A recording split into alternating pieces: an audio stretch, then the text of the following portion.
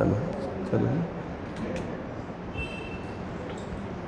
بسم اللہ الرحمن الرحیم رب اعنی علی ذکرک وشکرک وحسن عبادتک رب اشرح لی صدری ویسر لی امری واحلل عقدۃ من لسانی یفقہوا قولی سبحانک لا علم لنا الا ما علمتنا انک انت العلیم الحکیم الحمد للہ وکفا وسلام علی عبادہ الذین اصطفى اما بعد فاعوذ باللہ من الشیطان الرجیم بسم اللہ الرحمن الرحیم یا ایہا النبی انا ارسلناک شاہدا ومبشرا ونذیرا وداعیا الی اللہ بإذنہ وسراجا منیرا صدق اللہ العظیم وقال النبی صلی اللہ تعالی علیہ وآلہ وسلم من ترک الصلاة متعمدا فقد کفر او کما قال علیہ الصلاة والسلام۔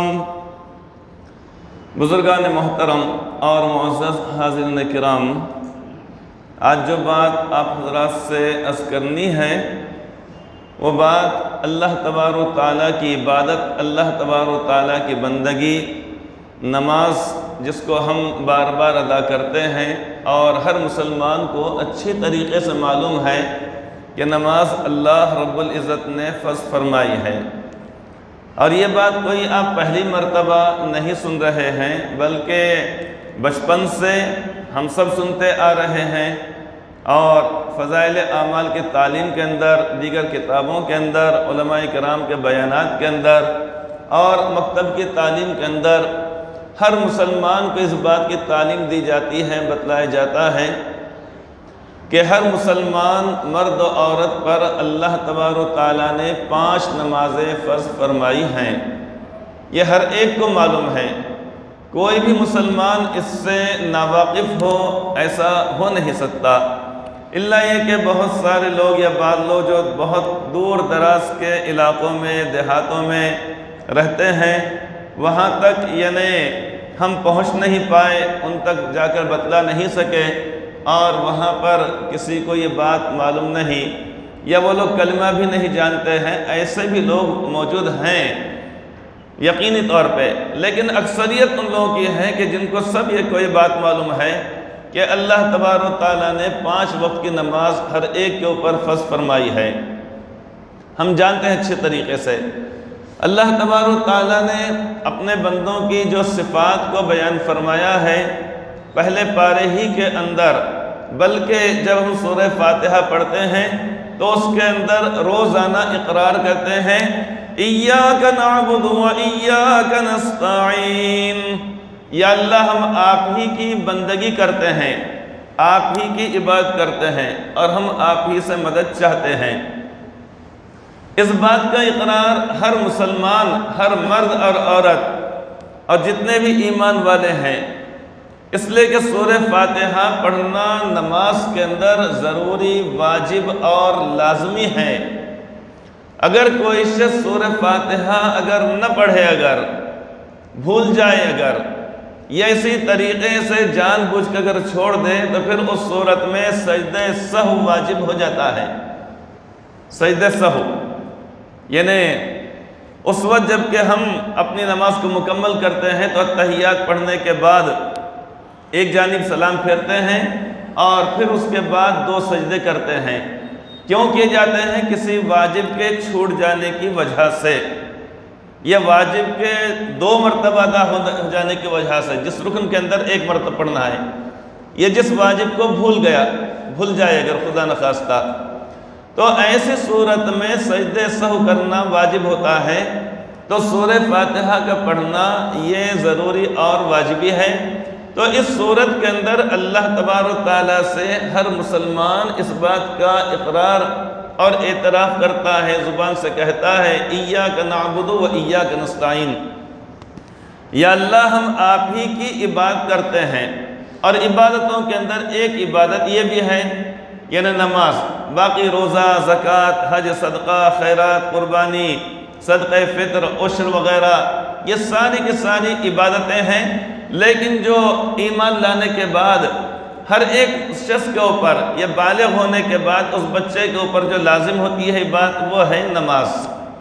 اس میں روپے پیسے کا بھی کوئی اس سے کوئی تعلق نہیں، جیسا کہ زکوٰۃ، حج اور عشر اور صدقہ فطر کے اندر مالی استطاعت ہونے کی بنا پر یہ چیزیں لازم اور فرض یا واجب ہوتی ہیں۔ لیکن جب کوئی بچہ بالغ ہو جائے یا اسی طریقے سے وہ خاتون کے جس کے بچے کی ولادت اور پیدائش ہوئی ہو، جب وہ ایام نفاس ختم ہو جائیں، یعنی وہ خون جو بچے کی پیدائش کے بعد آتا ہے جس کو عربی میں اصطلاح میں نفاس کہا جاتا ہے، جب وہ خون بند ہو جائے، یہ اسی طریقے سے ان خواتین کو جن کو ماہواری آ رہی ہو، جس کی مقدار فقہاء کرام نے بتلائی ہے کم سے کم مہینے میں 3 مرتبہ اور زیادہ سے زیادہ 10 مرتبہ، 10 مرتبہ کم سے کم یہ 3 دن اور زیادہ سے زیادہ 10 دن، تو ان ایام کی نمازیں، ان دنوں کی نمازیں اللہ رب العزت نے معاف فرما دی ہیں۔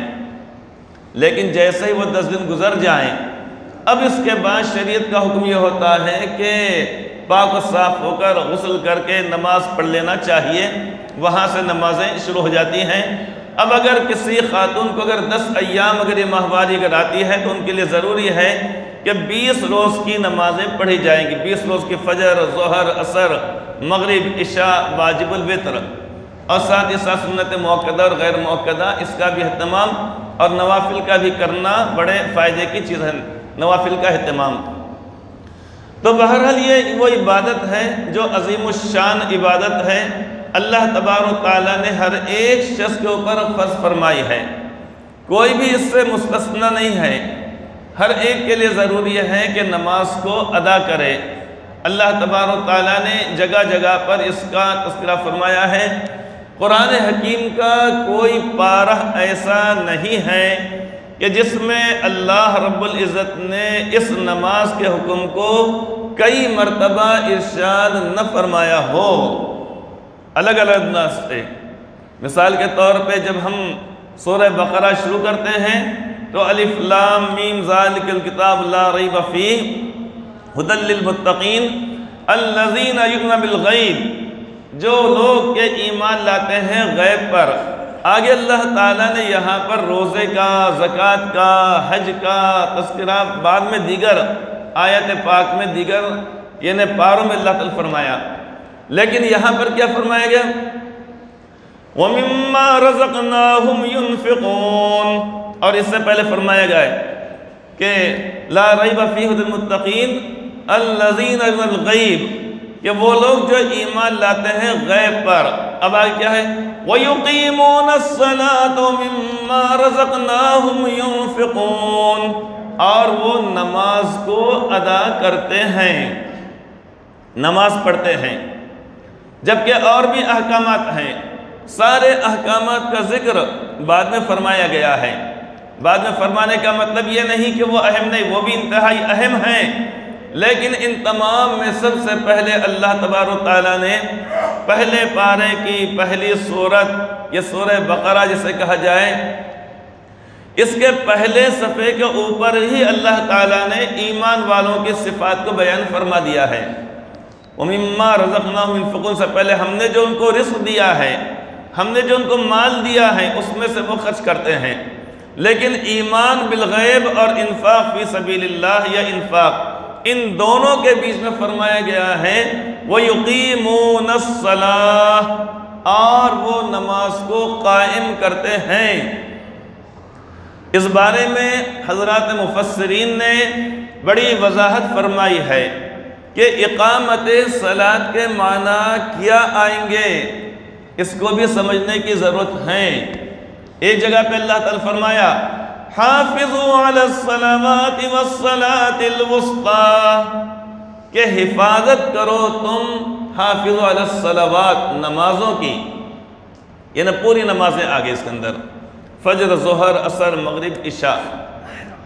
اور والصلاۃ الوسطی، اور درمیانی نماز۔ درمیانی نماز سے مراد ہے نماز عصر، اس لیے کہ اس سے پہلے فجر اور ظہر ادھر ایک کنارے میں، پھر ادھر مغرب اور عشاء رات کی تاریکی میں، یعنی سورج کے ڈوبنے کے بعد یہ دو نمازیں پڑھی جاتی ہیں۔ فجر بھی رات کے حصے میں پڑھی جاتی ہے، لیکن ایسے وقت میں کہ بس وہ پڑھنے کے کچھ دیر بعد سورج نکل جاتا ہے، گویا کہ وہ دن میں پڑھی جاتی ہے۔ اور ظہر کی نماز تو دن ہی میں پڑھی جاتی ہے۔ عصر کی نماز کے وقت عمومی طور پہ چونکہ غفلت کا وقت ہوتا ہے، لوگ دن بھر کام کاج کر کے، کاروبار کر کے، اب اس کے بعد اور مزید کاروبار کے اندر ہے یا خریدی ہے یا اسی طریقے اور چیزیں ہیں، اس لیے فرمایا گیا بطور خاص والصلاۃ الوسطی، اور درمیانی نماز۔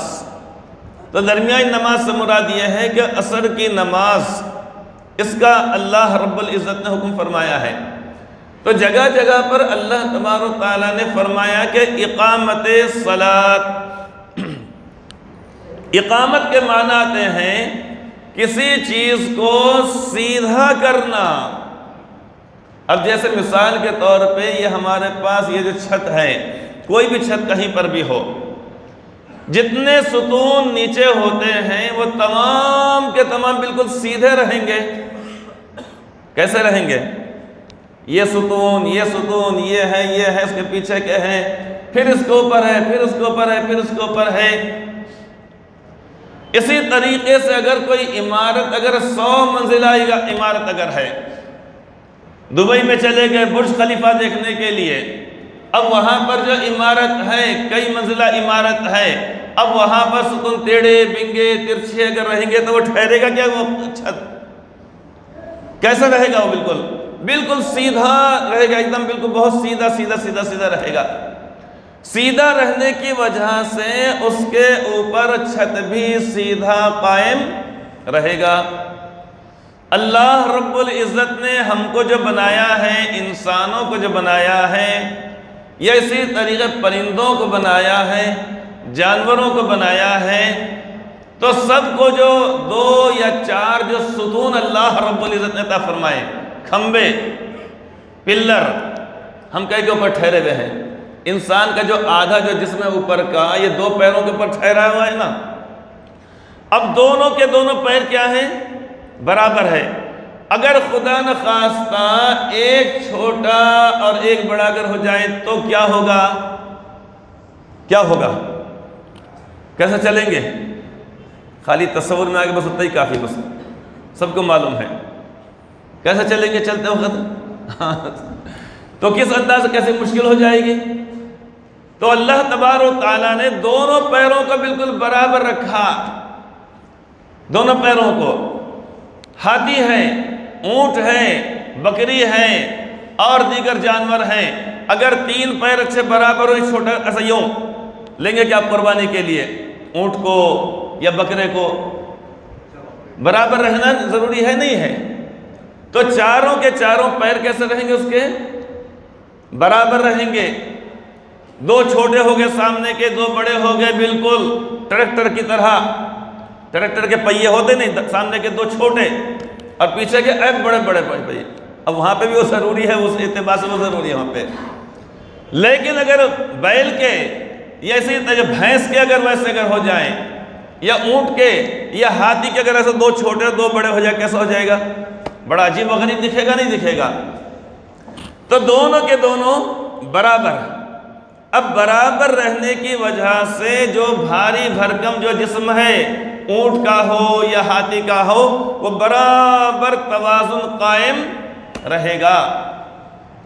ہمارا بھی جسم جب دونوں پیر جب برابر رہیں گے، لمبائی میں، موٹائی میں، چوڑائی میں، پورے مکمل طور پہ جسامت میں، اب اس صورت میں انسان بہت اچھے انداز سے چلے گا۔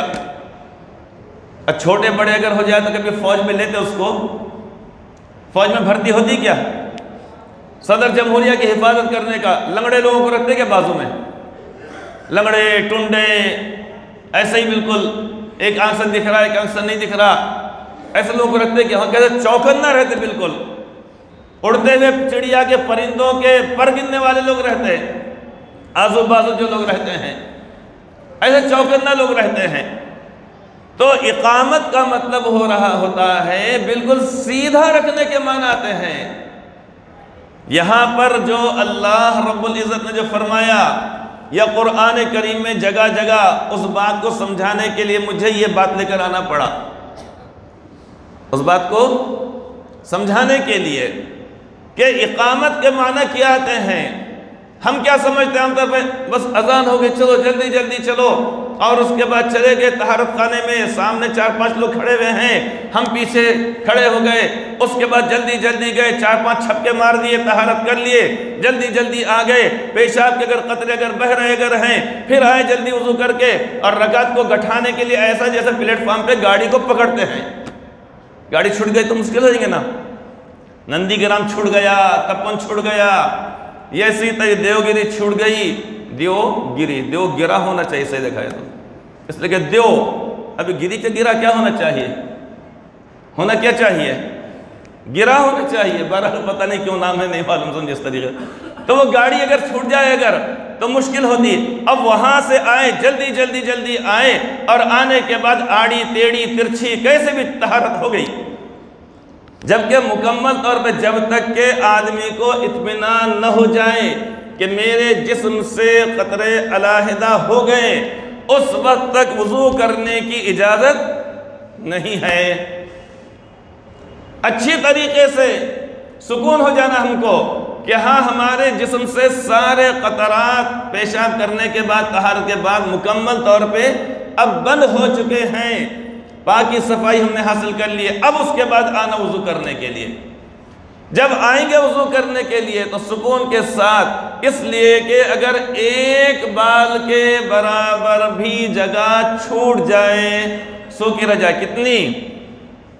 کتنی چہرہ دھورے، یہاں سے لے کے یہاں تک، یہ پیشانی کے یہ بال، یہ کان کی لو، تھوڑی کے نیچے تک کا یہ حصہ، اسی طرح انگلیاں دھو رہے ہیں، یہ خلال ہونا ضروری ہے، اور کوہنیوں سمیت، اور سر کا مسح، پھر اس کے بعد اپنے دونوں پیر ٹخنوں سمیت، ٹخنوں تک نہیں ہے، ٹخنوں سمیت۔ رقعے پہ کیا لکھتے؟ مع متعلقین، مطلب آپ بھی آئیے اور آپ کا پورا خاندان کو لے کے آ جائیے، بیوی بچے یہ وہ، اور مع محل کا مطلب آپ اور آپ کی اہلیہ، بس دو، چھوٹا بچہ اس کو چھوڑ کے آؤ خالہ کے پاس، بچے کو چھوڑ کے آؤ۔ ماں محل کا مطلب یہ ہوتا ہے، رقعے پہ لکھا اگر ماں محل کا مطلب ہوتا ہے، نہ محل لکھا ہوا ہے نہ اہل لکھا ہوا ہے، اس کا مطلب ایک ہی آدمی کو دعوت ہے، تو رقعے پہ پہلے دیکھنا پڑتا اہل ہے کیا محل ہے کیا ماں محلہ ہے، ماں محلہ، سب کو لے کے چلے گئے۔ غلطی سے اگر کسی کو بولے بھائی ماں محل لکھو، اس نے بیچارے نے اس کو آتی نہیں تھی تو برابر یوں بڑا شروع کر دیا، ماں محلہ بول کر اگر لے کے اگر چلے لکھ دیا، اور سچی بھی لے کے چلے گا، کسی بیچارے کا کپا ہی ہو جائے گا، کھپا کا کپا ہو جائے گا، نہیں ہو جائے گا، اس لیے کہ غلطی ہو گئی، محلہ لکھ دیا گیا۔ تو محل اور محلہ کے اندر اتنا فرق پڑ جاتا ہے۔ تو خیر بات یہ بتلائی جا رہی تھی کہ اللہ تعالیٰ فرمائے کہ وہ اقام الصلاۃ، نماز کو سیدھا کرنے کا حکم دیا گیا۔ سیدھا کرنے کا مطلب کیا ہے؟ ہاں تو ہم نے کیا سمجھ رکھا ہے، جلدی جلدی آئے، اور اس کے بعد ایک بوجھ تھا 4 رکعت کا ظہر کی نماز کا، اس سے پہلے 2 رکعت 4 رکعت سنت موقدہ کا، اس کے بعد 2 رکعت سنت موقدہ کا، جلدی سے اس کو اتار دو، جیسے ایک چٹان سر کے اوپر رکھی ہوئی تھی، ایک بوجھ سر کے اوپر رکھا ہوا تھا، اس کو اتار دو، نہیں، ایسا ہرگز نہیں ہے۔ اللہ تو بے نیاز ہے، اللہ تعالیٰ کیا ضرورت ہمارے نمازوں کی؟ وَإِن تَتَوَلَّوْا يَسْتَبْدِلْ قَوْمًا غَيْرَكُمْ، اگر تم ہماری عبادت، ہماری اطاعت، ہماری فرما برداری سے منہ موڑو گے تو اللہ تعالیٰ تمہاری جگہ پر دوسروں کو لا کر کھڑا کر دیں گے۔ ثُمَّ لَا يَكُونُوا أَمْثَالَكُمْ، پھر وہ لوگ تمہاری طرح نہیں ہوں گے، مطلب تم سے زیادہ اچھے ہوں گے۔ اللہ تعالیٰ کا نظام ہے، اگر خدا نخواستہ کسی کے انتقال ہو گیا، ہم بتائیں بھائی بڑے تہجد گزار تھے، پہلی صف کے پابند تھے، ایسا تھا، ماشاءاللہ تھے، اللہ جزائے خیر، اللہ مغفرت فرمائے، لیکن اللہ تعالیٰ اس جگہ پر کسی اور کو کھڑا کر دیتے ہیں، ہر مسجد کا حال یہ ہوتا ہے، جن کو کہا جاتا ہے بھئی فلاں صاحب یا فلاں لوگ مسجد کے کھوٹے ہیں، مطلب اکثر و بیشتر اوقات وہ مسجد کے اندر گزارتے ہیں، ایسا ہوتا ہے۔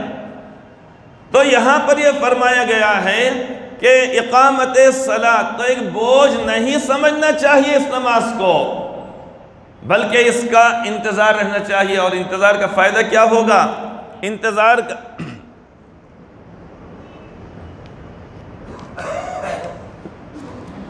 الحمدللہ انتظار کا فائدہ یہ ہوتا ہے کہ میدان حشر میں اللہ تعالیٰ کے عرش کے سائے میں 7 لوگوں کو، یعنی کہ 7 قسم کے لوگوں کو اللہ تبارک و تعالیٰ کے عرش کے سائے میں جگہ ملے گی۔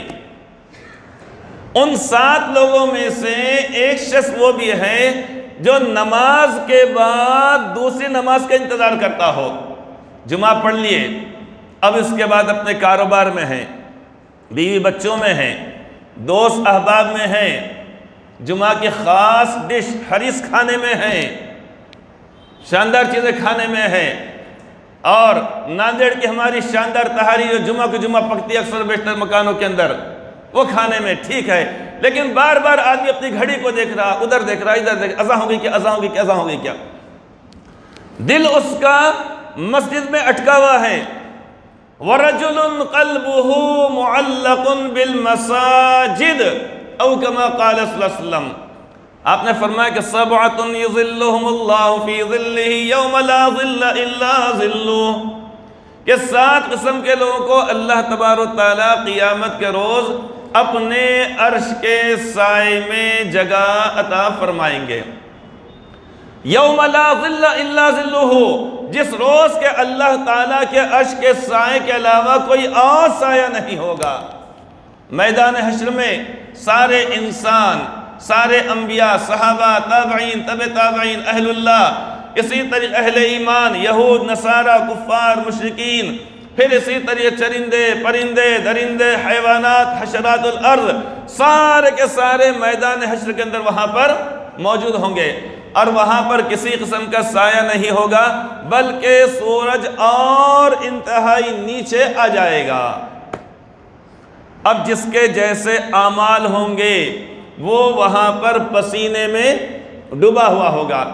کسی کے اعمال بد اعمال ہیں، برے اعمال ہیں، یا اچھے اعمال نہیں ہیں، لیکن ہے اس کے اندر کمی اگر ہے تو کوئی ہوگا ٹخنوں کے برابر پسینے میں ڈوبا ہوا ہوگا اپنے اعمال کے مطابق۔ کسی کے اعمال اور زیادہ برے ہیں، وہ ہوگا گھٹنوں کے برابر۔ کسی کے اعمال اور زیادہ خراب ہیں، وہ ہوگا کمر کے برابر، اور کوئی ہوگا سینے کے برابر، اور کوئی ہوگا گردن کے برابر۔ ہر شخص وہاں پر، ہر شخص مرادی کے اعمال کے مطابق۔ اس لیے جب بھی خدا نخواستہ غلطی اگر ہو جائے، فوراً اس کو مٹوا دینا اپنے نامہ اعمال میں سے۔ کریکشن کیسا کراتے ہم؟ آدھار میں کریکشن، ادھار میں کریکشن، اس میں کریکشن، پاسپورٹ کے اندر کریکشن، اور یہ کارڈ کے اندر کریکشن، وہ کارڈ کے اندر کریکشن۔ یہ بھی تو خیال کرنا چاہیے کہ نامہ اعمال میں بھی تم کو کریکشن کرانا ہے کہ نہیں ہے؟ کہ ویسے پوٹلا لے جانے کا اٹھا کے، پوٹلا لے جانا اچھا نہیں ہے میدان حشر کے اندر۔ تو لوگ اپنے اعمال کے مطابق وہاں پر پسینے میں اپنے اپنے اعتبار سے ڈوبے ہوئے ہوں گے، کوئی ٹخنوں کے برابر، کوئی گھٹنوں کے برابر، کوئی کمر کے برابر، کوئی سینے کے برابر، اور کوئی گردن کے برابر ہوگا وہاں پر۔ تو حدیث پاک میں فرمایا گیا ہے وَرَجُلٌ قَلْبُهُ مُعَلَّقٌ بِالْمَسَاجِدِ، ایک وہ شخص، یعنی ایسے وہ تمام لوگ کہ جن کا دل یا جس کا دل مسجد کے اندر اٹکا ہوا ہو۔ کیا مطلب؟ بیوی بچوں کے اندر ہے، اہل و عیال کے اندر ہے۔ سبھی حضرات سے گزارش ہے کہ زیادہ سے زیادہ امداد فرمائیں۔ تو بیوی بچوں کے اندر ہے وہ شخص، اہل و عیال کے اندر ہے، لیکن بار بار فجر پڑھ لیے، ظہر کا انتظار، ظہر پڑھ لیے، عصر کے بارے میں بے قراری، عصر پڑھ لیے، مغرب کے تعلق سے بے تاب، عشاء پڑھ لیے، اور یعنی مغرب پڑھ لیے، اب عشاء کے تعلق سے انسان کو بار بار بے چینی ہوتی چلی جا رہی، بے چینی ہونے کا مطلب ادھر بار بار دھیان، ارے اذان نہیں، اذان نہیں، اذان نہیں، ایسا ہے۔ تو ایسے شخص کو بھی اللہ تبارک و تعالیٰ 7 لوگوں میں سے ایک شخص وہ ہوگا کہ جس کا دل مسجد کے اندر اٹکا ہوا ہوگا، تو اس کو اللہ تعالیٰ قیامت کے روز اپنے عرش کے سائے میں جگہ عطا فرمائیں گے۔ تو اقامت صلاۃ کا مطلب یہ ہوتا کہ نماز کو سیدھی ادا کرنا۔ سیدھی کا مطلب یہ ہے کہ اس کے لیے طہارت کے اندر کوئی کمی رہنے نہ پائے، وضو کرنے کے اندر بھی کوئی بال کے برابر جگہ چھوٹنے نہ پائے، صرف ایک بال کے برابر اگر جگہ چھوٹ جائے گی تو ہمارا وضو نہیں ہوتا ہے۔ اب یہ وضو کر لیا گیا اچھے طریقے سے، اب اس کے بعد نماز جب پڑھی جائے گی تو بڑے اطمینان کے ساتھ، سکون کے ساتھ، کہ رکوع بھی اچھی طریقے سے ہو، سجدہ بھی ہو، قیام بھی ہو، قاعدہ بھی ہو، تمام کے تمام اعمال کو، تمام کے تمام افعال اور ارکان کو اچھی طریقے ادا کیا جائے۔ کیا ہوگا؟ بڑی مشکل سے 3-4 منٹ کا اور اضافہ ہو جائے گا، بس اتنا ہی تو ہوگا۔ بجائے 5 منٹ میں نماز پڑھنے کے ہم 7-8 منٹ کے اندر پڑھیں گے، لیکن سکون کے ساتھ التحیات للہ والصلوات والطیبات، السلام علیکہ ایہا النبی ورحمت اللہ وبرکاتہ، جیسا اگر التحیات پڑھے تو اس انداز سے، درود پاک پڑھ رہے ہیں اس کو بھی سکون سے، رکوع کی تسبیح سبحان ربی العظیم، سبحان ربی العظیم، سبحان ربی العظیم، سجدے میں گئے سبحان ربی الاعلیٰ، سبحان ربی الاعلیٰ، سبحان ربی الاعلیٰ، سورہ فاتحہ کو بھی سکون سے، اور سارے ارکان کو اطمینان سے ادا کیا جائے۔ تو بڑی مشکل سے 3-4 منٹ کا اور اضافہ ہوگا، لیکن کیا ہوگا؟ ہمارا شمار ان لوگوں میں ہوگا جو یقیمون الصلاۃ۔ ایک تو یقیمون الصلاۃ کا مطلب ہے کہ نماز پڑھتے ہیں، نماز پڑھنا، جیسا کہ میں شروع میں بتلایا ہوں۔ ایک تو یہ ہے کہ یہ ستون کو بنانا، کیسے بنا؟ ٹیڑھا، ترچھا، آڑا، ٹیڑھا، اب اس کا اثر وہ چھت کے اوپر پڑے گا، اور جب یہ ستون بالکل سیدھا رہے گا تو چھت بھی ایک تمہارا بہت برابر رہے گا، برابر رہے گا۔ تو نماز ہم کو صرف پڑھنا نہیں ہے بلکہ اقامت صلاۃ کا حکم دیا گیا ہے، نماز کو سیدھے رکھو، یہ مطلب۔ اور کیا فرمایا گیا ہے؟ حافظوا علی الصلوات والصلاۃ الوسطیٰ، اے ایمان والو تم حفاظت کرو نمازوں کی۔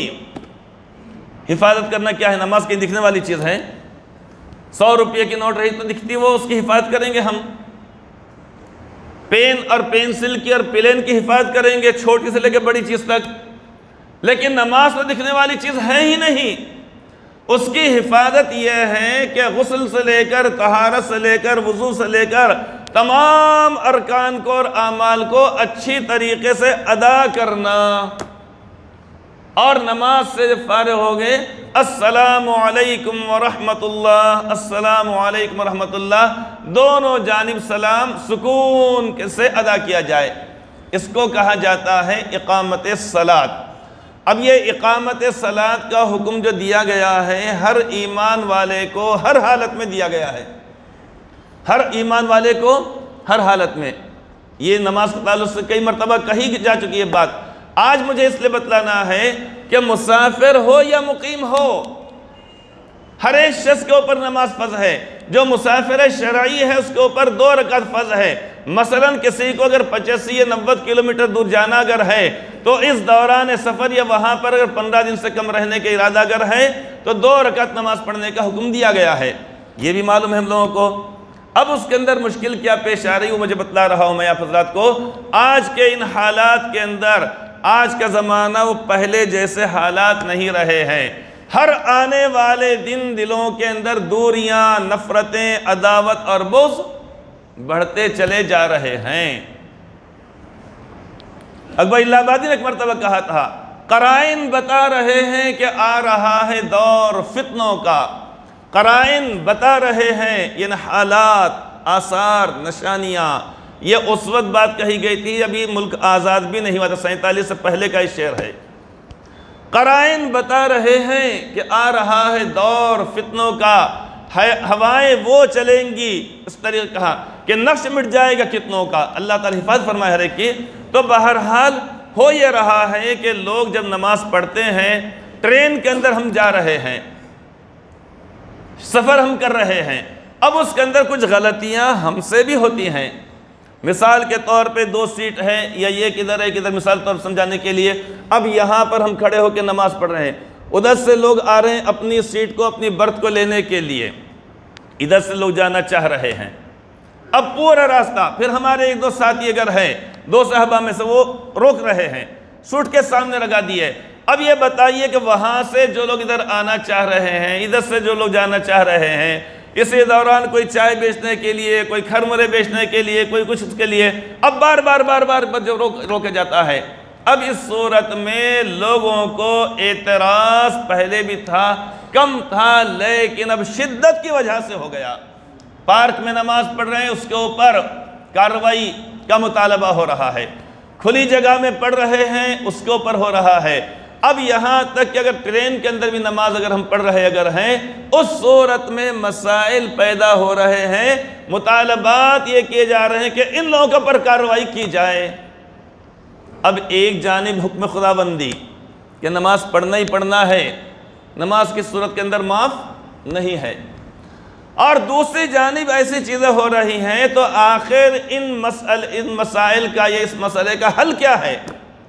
نہ نماز کو چھوڑ سکتے ہیں اور نہ روکنے والوں کو روک سکتے ہیں اور نہ ان سے الجھ سکتے ہیں۔ نماز بھی ہم کو پڑھنا ہے اور الجھنا بھی نہیں ہے، اپنے آپ کو مصیبت کے اندر ڈالنا بھی نہیں ہے۔ اب چونکہ اس کے اندر اور تفصیل ہے، اس کو انشاءاللہ تعالیٰ آگے بتلایا جائے گا اگلے جمعہ میں، اس کا خیال رکھنا چاہیے، اس لیے کہ اس بات کا شدت سے مطالبہ ہونا شروع ہو چکا ہے کہ جو لوگ ٹرینوں میں نماز پڑھ رہے ہیں ان کے بھی خلاف کارروائی کی جائے۔ یہ مطالبہ شروع ہو چکا ہے۔ ہم غفلت میں رہیں گے یا الجھیں گے تو یہ چیز ہمارے حق میں نقصان دہ ہوگی۔ نماز بھی پڑھنا ہے اور اسی طریقے سے ہم کو اپنے آپ کو بھی فتنوں سے، مشکلات سے بچائے رکھنا ہے۔ کیسا ہے انشاءاللہ تعالیٰ اس کو آئندہ بتلایا جائے گا۔ اللہ تعالیٰ ہم سب کو اپنے احکامات پر عمل کی توفیق عطا فرمائے، شرور و فتن سے ساری امت کی حفاظت فرمائے، آمین ثم آمین۔